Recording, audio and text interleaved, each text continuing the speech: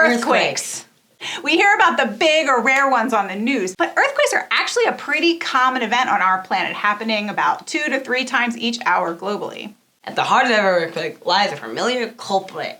Stress. When stress mounts in the Earth's crust to the point that it just can't take the force, the rock fractures, usually along existing faults, releasing energy and causing those seismic rumbles as the adjacent rock slips and moves. So what's stressing out poor Mother Earth? Well, usually it's tectonic plate motion, but as it turns out, there's another source of stress. You.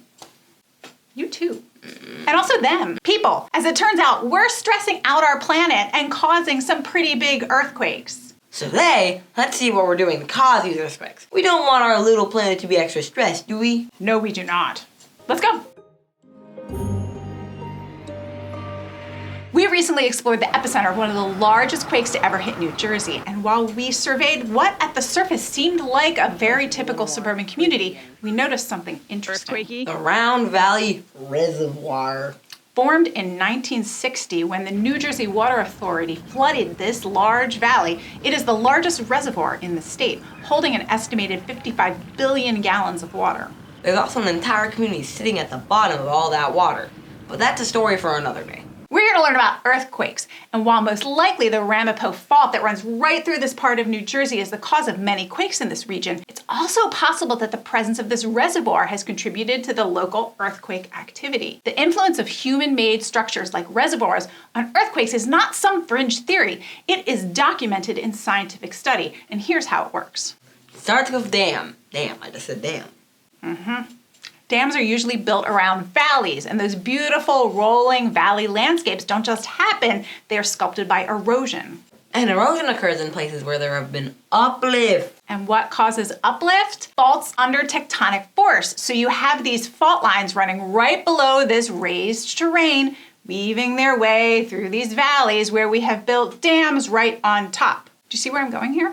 The dams are there to control the flow of water. As the water accumulates and is stored in the reservoir, its weight is pressing down, adding to the stress that the area is already experiencing due to tectonic forces. More stress for our poor little Earth. That's not all. All that added groundwater can also increase the pore pressure of the rock, weakening the rock's strength under the reservoir and potentially contributing to failure.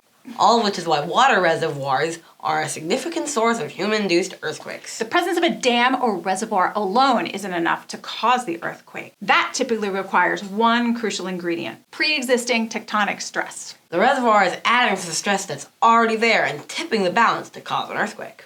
But dams and reservoirs aren't the only way we stress the Earth out. No, she has so many sources of stress. I mean, the Earth does. For example, the added pressure associated with giant megaton construction projects that have been linked to earthquakes. Nuclear explosions have been shown to induce earthquakes. Even the water and steam associated with geothermal energy production has been shown associated with earthquakes. Evidence suggests that our activity has contributed to earthquakes with magnitudes as high as 7.9. Are you causing me stress right now? I don't know. I feel like there's something going on. Somebody tell me what he's doing. Continue on. Okay. And there's also evidence that the number of earthquakes is rising in some parts of the world. In fact, there are dramatic examples of these increases. Places that used to experience few earthquakes, like Oklahoma, that experienced a quake surge so large that from 2014 to 2017, the rate of magnitude 3 and larger earthquakes here exceeded that of California. Such a common phenomenon that the USGS has produced maps to calculate the risk of human versus natural induced earthquakes. And at the top of the list of human activities driving these induced earthquakes are mining and oil and gas production. And are you doing it again? I don't know why this is suddenly a thing we do. We've never done this before. I wasn't doing anything. Basically, anytime you take large quantities of something out of the Earth or put large quantities of something into the Earth, it's causing stress. For example, industrial mines remove large volumes of material from deep underground, sometimes miles beneath the surface.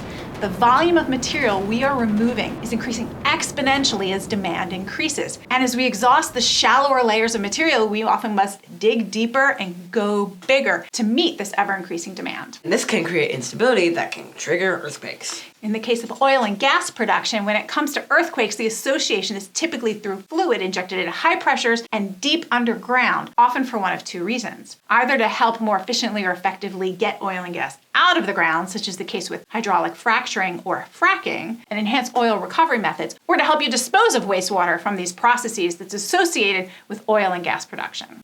And all these have been associated with earthquakes in the United States. So what can we do about any of this? First, just making sure that we're all aware of how this industrial process may be influencing our planet, especially as industry grows. Our actions have consequences, and really big ones at this scale. Which means we need scientists and industry and regulators all working together to help mitigate these hazards. Monitoring is key, as is creating better evidence-based forecasts based on good data to help us make better predictions. If we can get everyone communicating about the risk and sharing information, then scientists can assess and monitor the hazards and maybe even prevent an earthquake from happening in the first place. And that will be sure to reduce everyone's stress. Except yours.